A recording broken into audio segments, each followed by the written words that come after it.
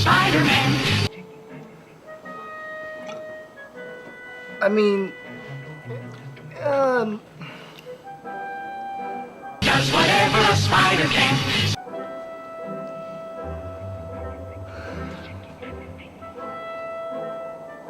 Spins a web any size. Catches thieves just like flies. my kids liked it. Look out! Here comes the Spider-Man. What'd you think?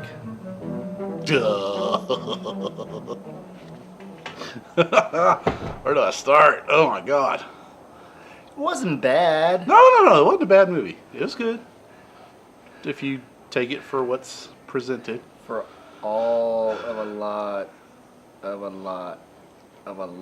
of stuff going on. If you take it for that, Don't read between the lines. you don't have time to read between the lines. There's so much Literally going on in this movie. A lot. Too much. You've heard the saying, too many chefs in the kitchen. Mm-hmm. Too many chiefs, not enough Indians. Yeah. There's way too much going on here. And when does that ever work? You got When has that ever worked? Never. Amazing Spider-Man 2. First one you had the Lizard. The Lizard. It was an origin story. They had to throw in a villain.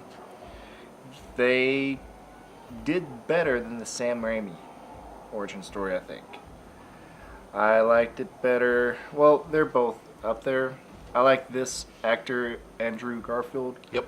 way better than Tobey Maguire. Tobey Maguire. He doesn't cry as much. He doesn't make goofy faces as much. He's more natural. He's a great Peter Parker. So they did it. I was like not happy about the origin, them doing another origin story. I was like, why? If you want to just do a Spider-Man movie, just everyone knows he's been bit by a radioactive spider. He's Spider-Man. Start a movie. But they did a really good origin story. I liked it a lot. I went and saw it twice, I think, at the theaters. I bought it on Blu-ray. I was looking forward to this one. Mm-hmm. I like how they put a little bit more building Peter up than just, okay, parents died, he lives with his aunts, now his uncle dies, now he's Spider-Man. They actually built more into it on this one, you know. Parents mysteriously disappeared. And Well, it's not mysteriously anymore. No. In this movie. well, no, not anymore.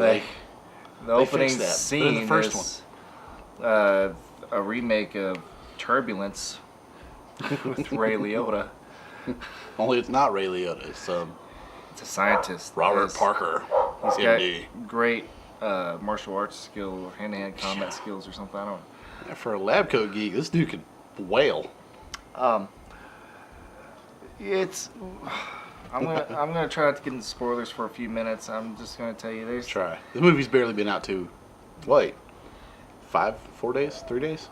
Yeah, 3 days. So we're gonna try to avoid the spoilers on this. to a point. We're gonna get into some spoilers. A little bit. I'll tell you before then. There's too much going on. It seemed to me like they tried to put 2.5 movies into one. They did. Like, literally, there was a point where you could have called it Spider-Man 2, and then there was stuff you could have taken out and made Amazing Spider-Man 3. Literally. Yeah. You could even had a 2.5 on DVD with all this material. That's the problem with it. They crammed too much into this. Just the trailer alone crammed too much into it. The trailer looked really busy. Very. This, I was hoping that they would be able to do it justice, though. I mean, this was my test for the Superman Batman movie coming out. If they could pull it off in this, I'm thinking, okay, maybe they could do what they're doing with Marvel or DC. But in this movie, you got Rhino, you got Harry Osborn, Green Goblin. There was no Green Goblin. They skipped Green Goblin and went straight to Hobgoblin. True. Well, they kind of had Green Goblin. They kind of loosely, a loose. Get in that in the spoiler section. They got Electro, which Electro was. It's like someone was obsessed with Batman and Robin and wanted Mr. Freeze, but wanted the backstory of the Riddler. When you watch it, you'll see what I mean. Am I wrong? No, that's what happened. Only Jim Carrey does a way better job than Jamie Foxx. Was that over the top? I could never tell. Jamie Foxx does a way better job than Schwarzenegger, though. But I digress. They have all this going on, and they have the story with Gwen Stacy, and I now see why the director cut out the scene that had Mary Jane in it, because what do we need? Another plot point? No, we don't. There's a plot point limit. Starts right here. The meter went off. They're up here. This movie, and for so much going on, it dragged on. There were some definite slow points. That kind of threw me off. I'm like, okay, we got all this going on. It's like, okay, going, and then it's like, If you liked the first one, you really want to see this one, I'd say catch a matinee on a slow day. Don't go to IMAX. Oh, IMAX 3D, you suck. We got a new IMAX screen 45 minutes from here, and it was an IMAX 3D, and I've never seen a 3D movie on an IMAX screen. I've seen IMAX movies. They're great. This movie does not once fill up the whole screen, and the 3D with an IMAX screen, apparently, if you tilt your head just a little, it blurs. Curse you, IMAX, and your curved screens. It's bad. I saw it on a flat screen 3D. A few blurry spots, but other than that, I could move my head like this and still see what's going on. Anytime there was a brick wall or Gwen Stacy wore a pattern on her blouse, couldn't see it. Yeah. Wow. I don't do 3D. Wow. Wow. There's your 3D. So, that's my opinion of it. Before we get to spoilers, anything else you have to say? I mean, do you suggest it? I'd say watch it. Just don't expect too much out of this. Enjoy it for the popcorn flick it is. It's a comic book movie. It's realistic where it needs to be. It has its campiness where it needs it in a few good spots, which I thought was a nice little touch. A few little tidbits in there that will give you a chuckle. But very busy movie. And to me, the preview made me expect more than what I actually got. Yeah. Going into the whole, comic book mythos, I know they were showing it to be a lot more than just the bad guys it showed. Try not to spoil it, but the preview said, okay, here's what we're going to give you, and the movie said, okay, this is what we're giving you. Not quite the same. Right. So it was a little to me, being a fan and all, and knowing the history behind the comic books. The trailer led me think there was going to be a little bit more than what there actually was. So I was expecting it to be a busy movie because what I thought was going to happen.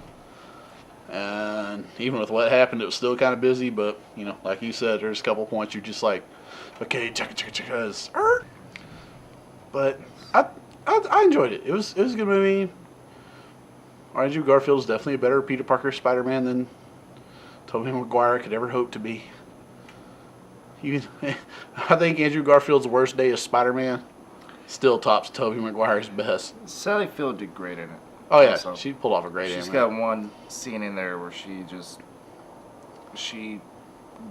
does it justice, and so hammer on the head, pow, nailed it. So anyway, we're gonna move into some spoilers here.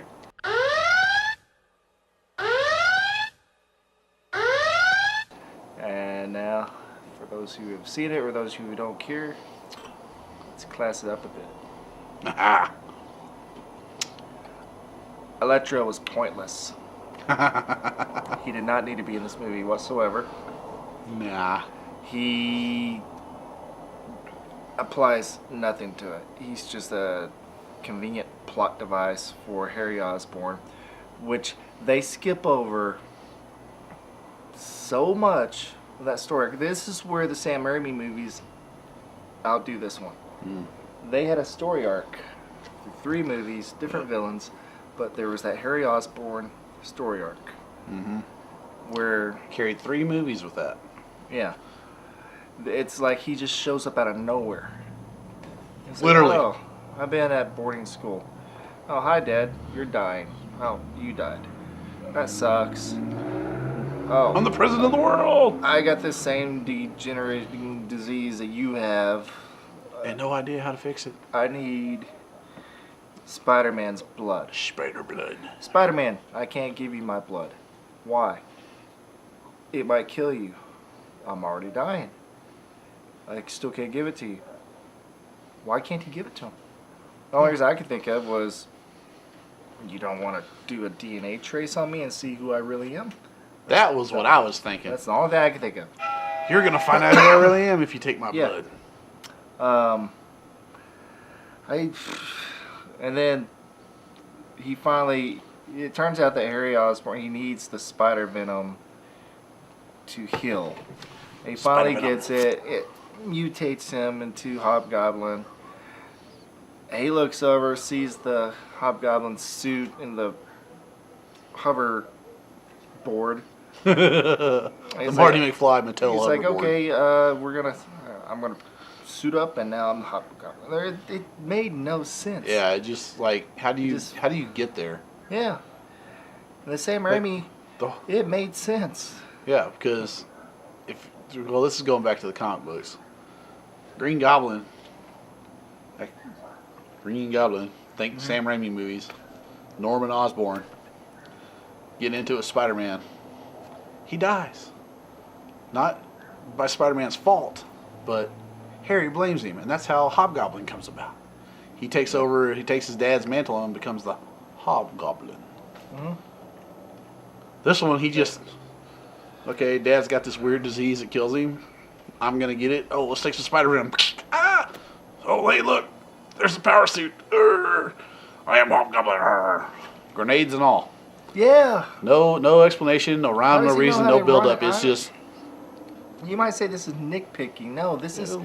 It's them just saying. Okay. Here it is. Take it. This is me. The only thing I could think of is they're like, well, they've seen the Sam Raimi movies. They know who he is.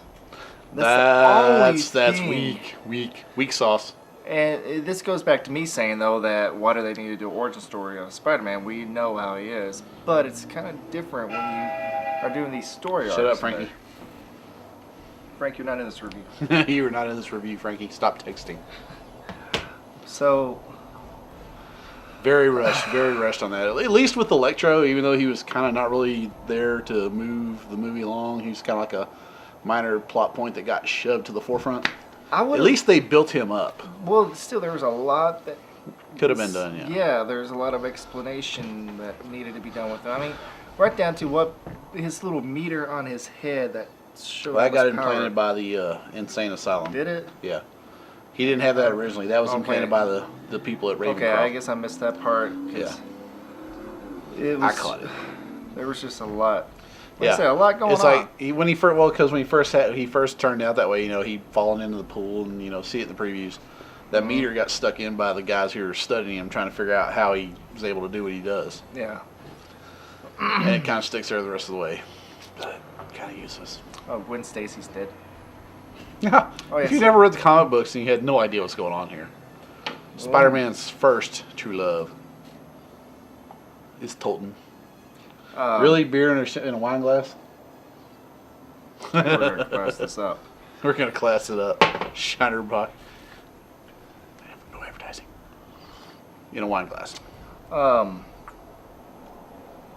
will give them this though, with the exception of location, they portrayed that quite accurately. Well, in the comics, she didn't hit her head.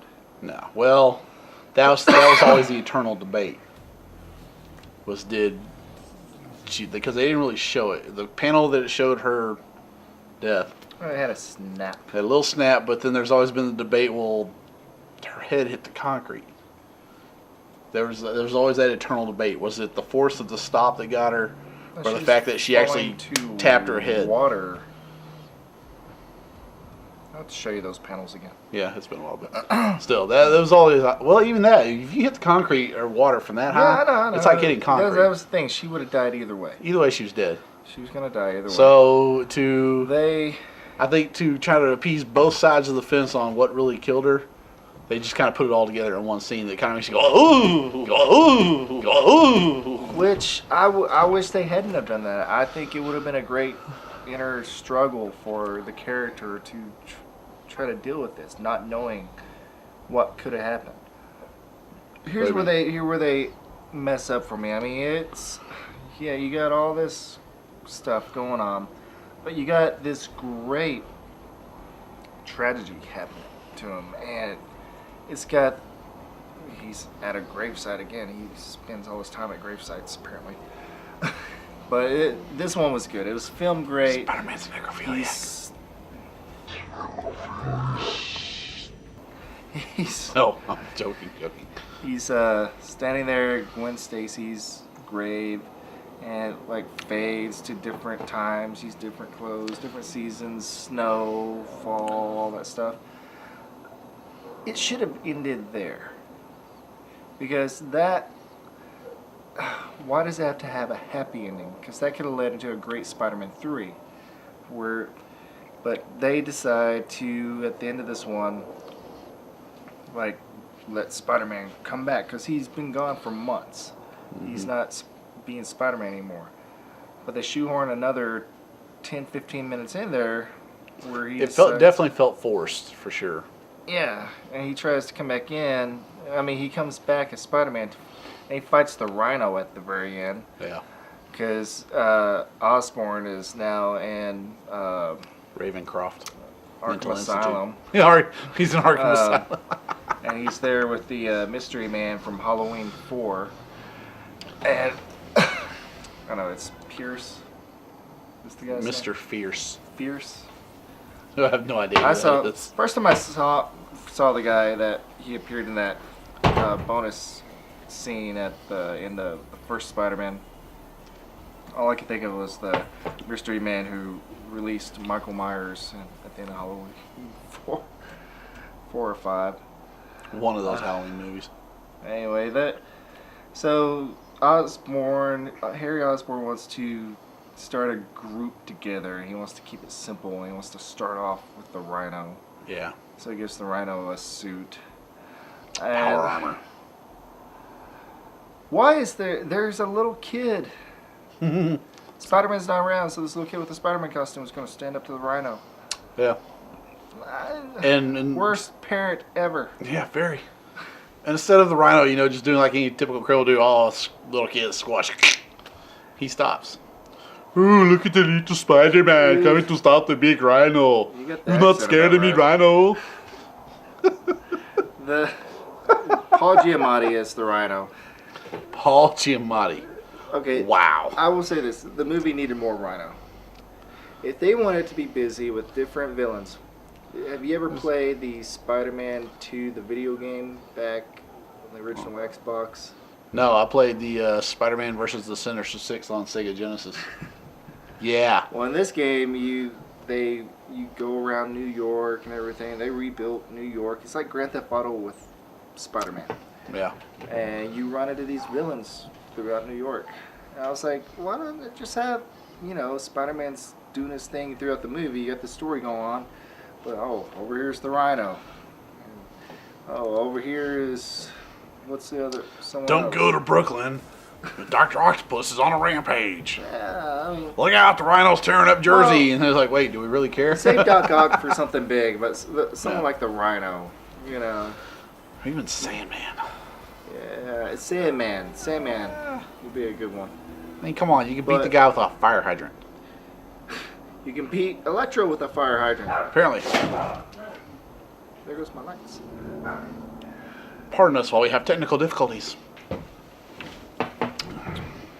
Where were we? This movie was dumb. No, it was not dumb. It just had too much going on. Oh. Trying too hard. Try too hard. And, you know, Mark Webb, I don't blame him at all. He's the director. And I don't think he was the writer on this. If he was the writer, then I do blame him. Yeah, I don't remember but who the writer he was. filmed it good. It's filmed good. It's a pretty movie. It's not like it's bad to look at. It's just pacing and writing and okay, why are we got this going on here and we have this over here? It's kind of it's like they had 5 different scripts. The movie is picked them all up and just threw them up in the air and picked it back up. Said, "Okay, here's our movie." The movie was almost 2.5 hours long. Yeah. They kind of like this video.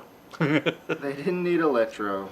Nah. They didn't need Rhino. Well, it could have been a separate movie if they'd done just one. That's what they should have done. They should have made it a second, a third. Save that for like the third movie if they wanted that in there. And it goes down again. Yeah. It can stay there. Just leave it. Mood lighting.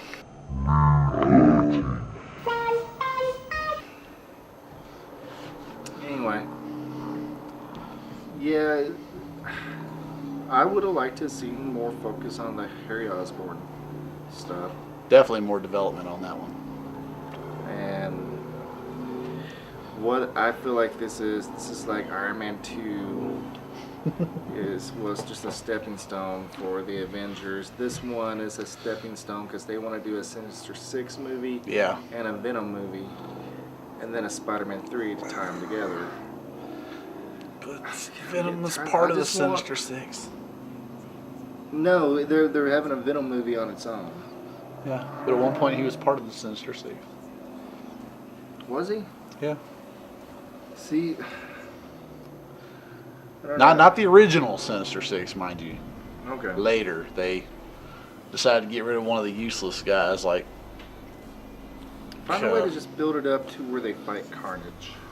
Yeah. Yeah, that'd be fun. Well, they also got to explain how Carnage got made. Well, do the Venom movie. It's a former part of Venom. Yeah, do the Venom movie. That latched onto a bat-scat crazy serial killer. Do the Spider-Man 3 and Venom in it, where they... Then you do Spider-Man Venom versus Carnage, the apocalypse. Yeah, something like that. You know, but don't turn my Spider-Man 2 into a stepping stone. This is where, okay, Sam Raimi's Spider-Man 2 is far superior to this Spider-Man 2. It really is. I hold that movie up high. And he hates Tobey Maguire. I just think he's a whiny little tit bag. He is. Okay.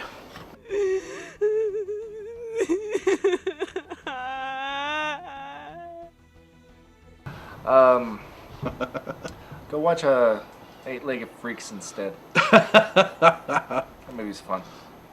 Arachnophobia. Yeah, I was about to say, go watch Arachnophobia.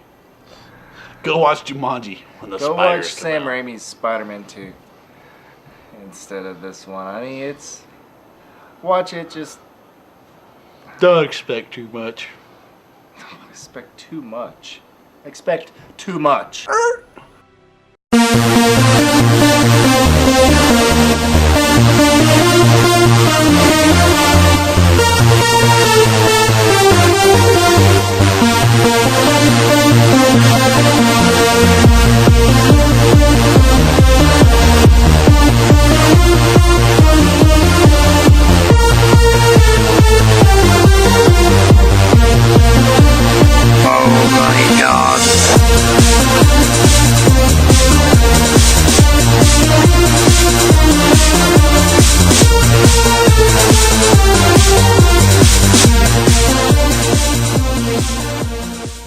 He can jump, he can climb, da da da da da da. Spider, he's a Spider-Man. Jazz hands. That's it. That's the end. We're done. We cut it off.